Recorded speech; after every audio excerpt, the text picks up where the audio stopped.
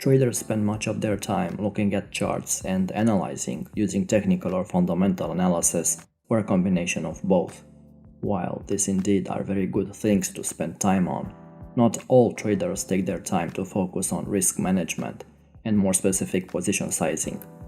I see a lot of new traders or old traders which trade only to have their accounts blown up by taking random positions with no plan whatsoever. Proper position sizing is a key element in risk management and can determine whether you live to trade another day or not. Basically, your position size is the number of shares you take on a trade. It can help you from risking too much on a trade and blowing up your account. Without knowing how to size your positions properly, you may end up taking trades that are far too large for your account. In such cases, you become highly vulnerable when the market moves even just a few points against you. Your position size, or trade size, is more important than your entry and exit when trading or investing. You can have the best strategy in the world, but if your trade size is too big or too small, you will either take too much or too little risk. So how do you prevent yourself from risking too much?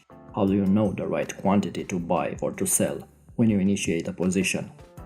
Let's say you have $10,000 in your account and there's a stock valued at $100 you like and want to buy. Do you buy 100 shares, 10 shares, or some other number? This is the question you must answer. How to determine your position size?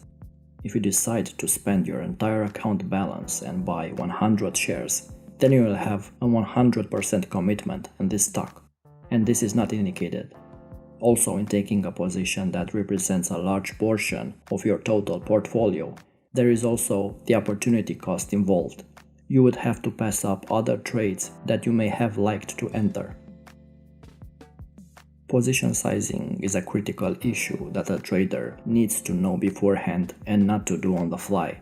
It's as important as picking the right stock or currency to invest.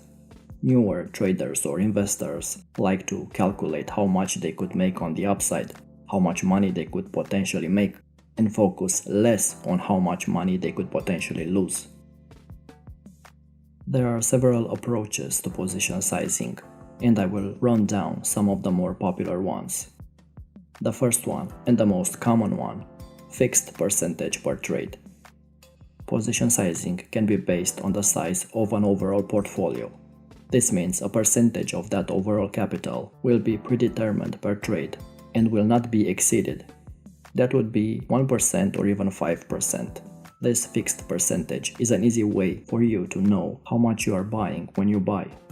To use a simple example of fixed percentage position sizing, let's take again a $10,000 account size and a $100 stock. If you take a simple 1% position based on your account size, that comes down to a single share. You may be thinking you are no better than a person with a $100 account buying one share. The difference is that the $100 account holder has a 100% position size, while the $10,000 account holder is putting just 1% at risk. Which position size allows a trader to sleep better at night? Of course, the second one. Position sizing helps control the risk. A 1% hard limit on each trade allows you to tolerate many losses in your search for profits. Protecting your capital is your primary job. Your secondary job is allowing room in your portfolio to find other trading opportunities. The fixed percentage amount is an easy approach to accomplish this. The second risk management approach involves fixed dollar amount per trade. This approach also uses a fixed amount, but this time it's a fixed dollar amount per trade rather than a percentage of the actual portfolio. This involves choosing a number.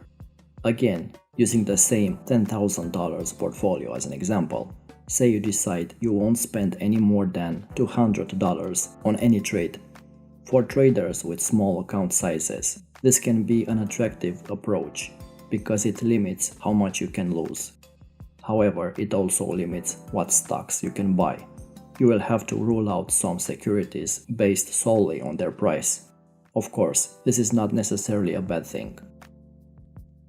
The third approach, volatility-based position sizing.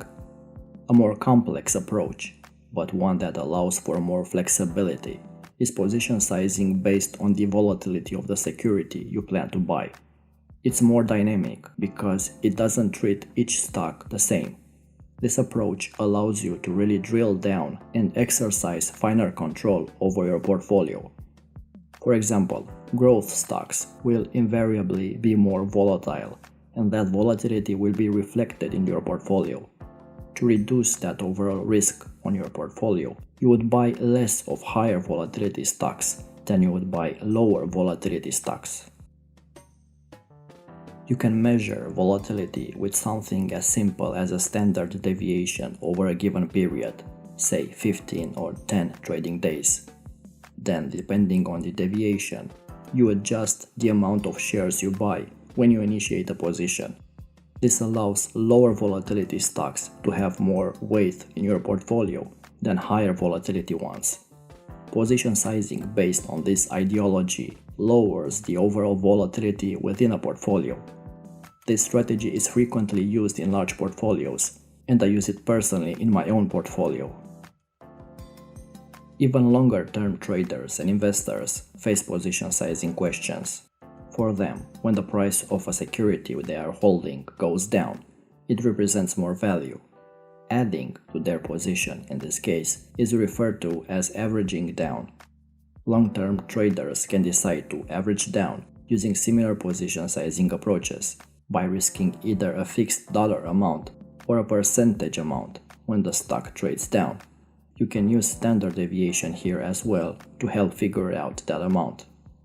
Averaging down needs to be used with caution because if your analysis is wrong, at some point you'll be in a position which is no longer worth holding. You don't want to average down to zero by buying all the way down. Some additional common sense risk parameters seem worth mentioning and may be incorporated into your trade plan. For example, to be safe, you must be able to accept losing on any given trade and to be able to survive taking losses on 10 consecutive trades. And those 10 consecutive losses should not exceed a total 25% drawdown. This means that no more than 2% of the portfolio should be put at risk on any particular trade. Once you figured out how much you are comfortable losing, a stop-loss level for each trade should be determined and placed in the market. A seasoned trader will generally know where to put their stop-loss orders after having optimized their trading plan, and chart analysis is often performed when setting stop-loss orders. 2 rules of thumb should be followed when you use stops to manage risk on your positions. First, never adjust the stop-loss to arrive at a desired position size, but instead adjust the size of the position to meet your risk level and the desired stop-loss order placement based on your analysis. Second, trade using the same risk parameters on every trade, regardless of the distance of the stop-loss. Avoid putting money at risk to use a wider stop, and avoid risking any less money on a stop closer to the trading level. Adjust your position to meet your predetermined risk levels. By now, I hope you realized that correct position sizing is crucial. You should always consider how much you buy when you buy, and also know how you came up with that number. Regardless of your account size, take the time to come up with a consistent approach that matches your trading style, and then stick to it. You can incorporate flexibility as well.